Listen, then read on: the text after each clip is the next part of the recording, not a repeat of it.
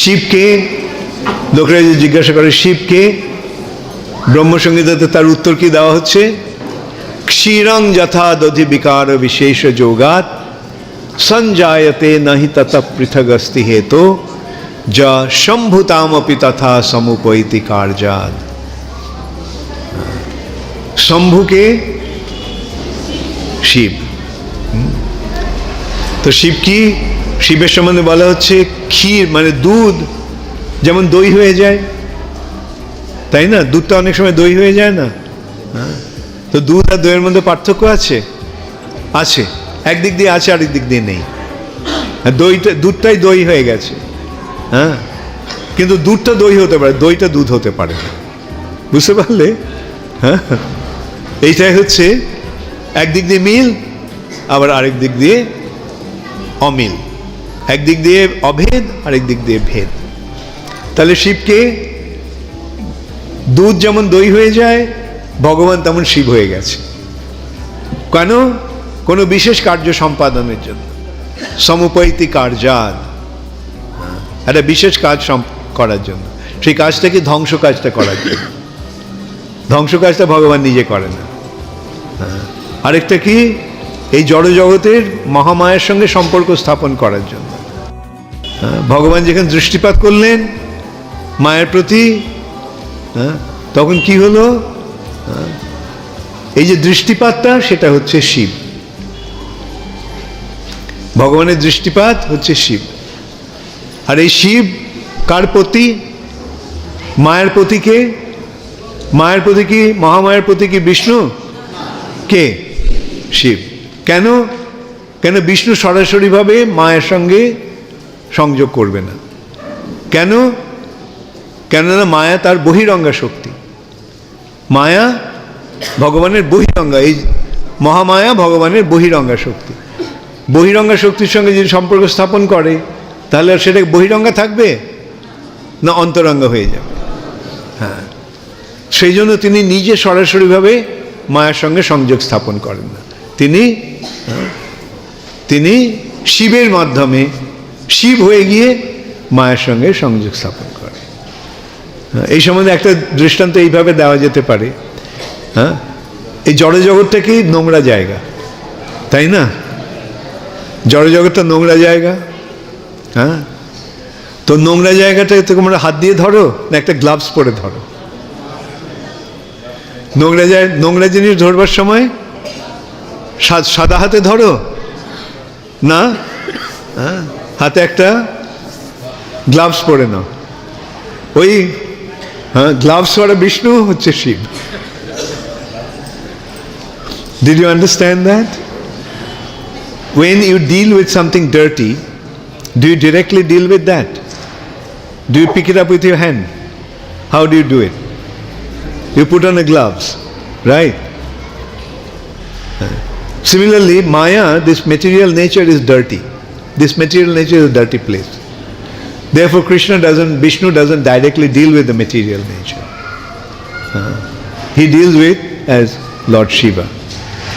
So Lord Shiva is something like Vishnu wearing a gloves. If the hand is Vishnu, the hand with gloves is Lord Shiva. Right? Another way of looking at it is through the glance of the Lord, the living entities are coming to the material nature. And it is through the glance the living entities are coming to the material nature, through the agency of Lord Shiva, through the medium of Lord Shiva. Therefore, Lord Shiva is worshipped as Lingam, because the living entities are coming through Lord Shiva into the womb of this material nature. বোঝা গেল না? বাংলায় বলতে হবে, বাংলায় বলতে হবে। আমি বললাম যে আমরা নোংরা জিনিসটা খালি হাতে ধরি না, গ্লাভসের বাংলাটা কি? দস্তানা, রাইট, দস্তানা। আমরা দস্তানা পরে ধরি। তোমরা হাসপাতালে দেখেছো ডাক্তাররা অথবা ওরা কি করে? খালি হাতে কাজ করে না, দস্তানা পরে প্লাস্টিকের গ্লাভস পরে নেয়। ঠিক তেমনি এই জড় জগৎটা, মায়ার জগৎটা হচ্ছে নোংরা জায়গা। তাই বিষ্ণু সরাসরিভাবে এই মায়ার জগতে সঙ্গে সংযোগ স্থাপন করেন না, তিনি শিবের মাধ্যমে সেটা করেন। তাহলে বিষ্ণু যদি হাত হয়, তাহলে গ্লাভস পরা হাত হচ্ছে শিব। বোঝা গেল? ওকে, বুঝতে পেরেছ? তার মানে বিষ্ণুই শিব হয়ে গেছে, কৃষ্ণই শিব হয়েছে। দুধটা দই হয়েছে। দই আর দুধে পার্থক্য আছে? একদিক দিয়ে নেই, আরেক দিক দিয়ে আছে। হ্যাঁ, কিরম ভাবে আছে? দুধটা দই হতে পারে, দইটা দুধ হতে পারে না। বিষ্ণু শিব হতে পারে, শিব বিষ্ণু হতে পারে না। এইটাই হচ্ছে পার্থক্য। আচ্ছা, গণেশ, গণেশ কে? হ্যাঁ, গণেশ কে? গণেশ কি করে?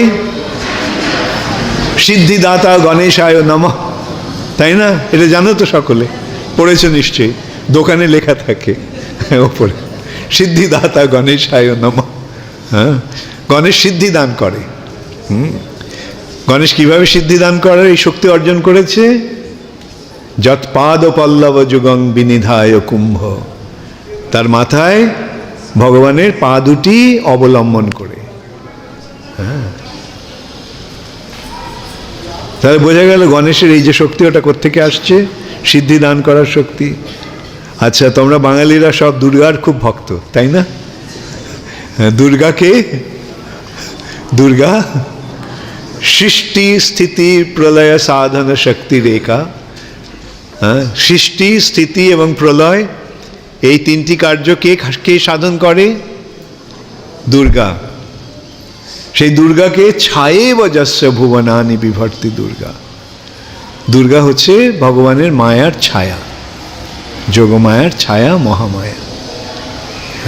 ছায়ে বজস্য ভুবনানি বিভর্তি দুর্গা। ইচ্ছানুরূপমপি চেষ্টতে সা। তিনি ভগবানের ইচ্ছা অনুসারে কাজ করছেন। দুর্গা স্বাধীনভাবে কিছু করতে পারছেন না। এইভাবে সবাই ভগবানের অধীন। তাহলে দুর্গা পূজা যখন যাবে তখন কি করবে?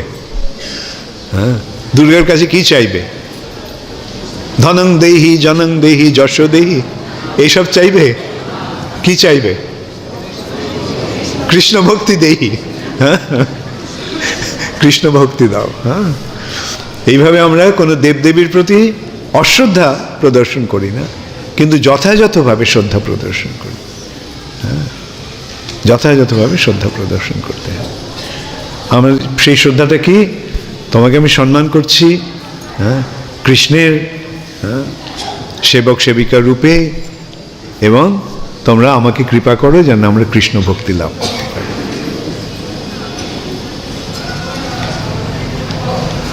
হরে কৃষ্ণ।